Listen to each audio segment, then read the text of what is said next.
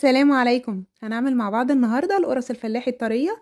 تنفع للسحور أو الفطار أو اللانش بوكس، وكمان تنفع ما بين الوجبات. وهقولك ازاي تفضل معاكي طرية وطريقة التسوية الصحيحة. نبتدي كده بسم الله ونصلي على الرسول صلى الله عليه وسلم. أول حاجة يا بنات هنعمل تيست للخميرة. معايا نص كوباية من المية الدافية، وكمان معلقة كبيرة ونص من الخميرة، وثلاث معالق كبار من السكر. وهبتدي أقلبها كده واركنها على جنب عشان نشوف التفاعل بتاع الخميرة، عشان نتأكد ان الخميرة بتاعتي تمام. معايا كيلو من الدقيق منخول. كيلو دقيق 8 كوبايات بالكوب اللي هو بتاع الشاي المتوفر عندنا كلنا. معايا نص معلقة من الملح او رشة ملح، وكمان معايا معلقة صغيرة من البيكنج باودر، وكمان معايا ينسون ومعلقة من ينسون ومعلقة كبيرة من السمسم. عايزة تحمصيهم براحتك. بصوا يا بنات، هبتدي اضيف كوباية من السمنة السايحة، وهبتدي كده ابسها. اقلب كده بالمعلقة الاول وبعد كده ابتدي ابسها. انا عايزة الخطوة دي اهم حاجة علشان تضمن لي نجاح القرص بتاعتي. هبتدي كده مش بعجنها، لا انا ببسها، عايزاها زي الرملة المبلولة تتشرب المادة الدهنية بتاعتي السمنة. ممكن اعملها بزبدة، ممكن اعملها بزبدة، بس تكون الزبدة ما فيهاش نسبة مية كتير علشان ما تنشفلكيش القرص بتاعتك. تمام. ممكن اعملها بزيت، بس اعمليها بزيت بس لو يفضل ان انتي كمان تعملي يعني تضيفي فيها سمنة، عشان السمنة هي اللي بتطريها. تمام كده انا خلصت. بسيت العجين بتاعي بالسمنة، وكمان حطيت عليها معلقة من الزيت. انا كده لقيت ان الخميرة بتاعتي يا بنات تمام ناجحة وزي الفل. قلبتها مع العجين وحطيت كوباية من الزبادي. كوباية من الزبادي اللي هي العلبة يعني بتاعت الزبادي العادية. وكمان هكمل عجن بالحليب او اللبن.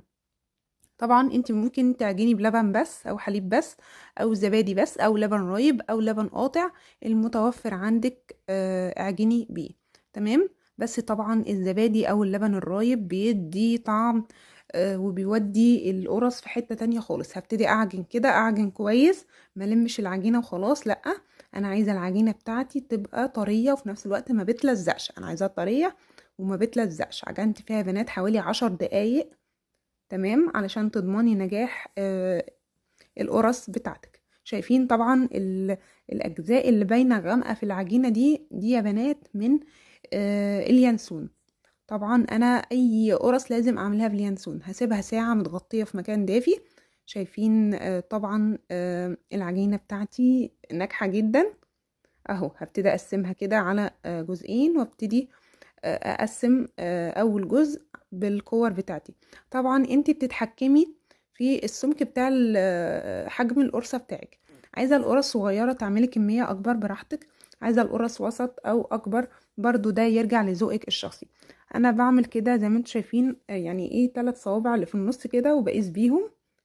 تمام. انا عايزة القرص وسط، يعني لا منها كبيرة قوي ولا منها صغيرة قوي. هعملها كده بحجم البرتقانة، يعني اقل من البرتقانة البلدي الصغننة.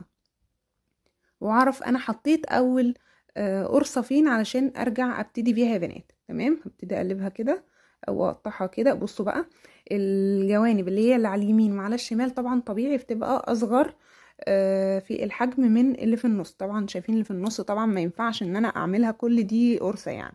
فقسمتها كده بالتساوي، وهبتدي اقطع كده واقرصها كده واخلصهم كلهم ونرجع. عملوا معايا بنات حوالي اكتر من 35 واحدة تقريبا، انا ما عدتش يعني بالنظر كده. شايفين؟ هبتدي بقى باول واحدة خالص عملتها بس بعد 10 دقايق. هستنى 10 دقايق كده. بصوا تحس انها عليت شوية او ارتاحت شوية. انا ما بخمرهاش، انا بريحها عشان تريحني في الفرد بعد كده. شايفين يا بنات؟ هبتدي كده بايدي، ما رفعهاش قوي وما تخنهاش قوي. بصوا شايفين السمك بتاعها عامل ازاي اهو. لما اجي ابططها يا بنات ابططها واحده واحده من النص ومن الاطراف، ما بتبقاش حته عاليه وحته نازله لتحت. هعمل واحده كمان معاكم اهو، تبقى كلها كده حجم واحد ومقاس واحد. حطيتها في صينيه مدهونه بزيت بسيط جدا اهو، وراعي المسافات يا بنات. تمام. عملت بقى الكمية بتاعتي كلها وهركنها حوالي نص ساعة. انا عايزاها ترتاح كمان علشان تديني النتيجة اللي انا عايزاها. هسيبها كده متغطية، وكمان لسه في حاجات لسه ما عملناهاش او قرص لسه ما عملناهاش. هسيبها متغطية نص ساعة وارجع تاني. هرجع تاني يا بنات بعد نص ساعة. شايفين شكل العجين نفسه عامل ازاي بعد النص ساعة اهو. طبعا فراغات ابتدت تتملى لانه ارتاح بزيادة، يعني ارتاح كويس جدا في النص ساعة دي. انا مشغلة الفرن على درجة حرارة 200. عارفين مش هحط على الصاجة على طول تحت، لا، الرف اللي فوق الصاجة مباشرة هحط عليه. وتابع طبعا يا بنات من تحت، اول ما تاخد لون من تحت هديها لون في الشواية كده، وخلي بالك لانه بياخد لون بسرعة جدا. شايفين طبعا سخنة. اول ما بتطلع معايا المقطع ده اتمسح مني للأسف، هرشه كده برشة مية بالبخاخة حاجة بسيطة، واغطيها بفوطة ناشفة تماما. تمام. وبعد كده اغطيها، واول ما تبرد تماما يا بنات هبتدي احطها في اكياس واشيلها في الفريزر. اطلعها احطها على الرخامة، او يعني نص ساعة كده هتلاقيها فكت مع نفسها، او تحطيها في صينية في الفرن برضو هتبقى زي الفل. شايفين عاملة ازاي وجميلة ازاي؟ اتمنى تعجبك، ونسيش اللايك والشير، والسلام عليكم.